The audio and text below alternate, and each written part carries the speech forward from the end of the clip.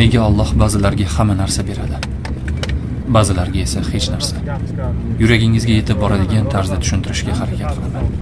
Nega ba'zilar muhabbatda, boylikda, oson yo'l bilan va nurli tabassum bilan tug'iladi?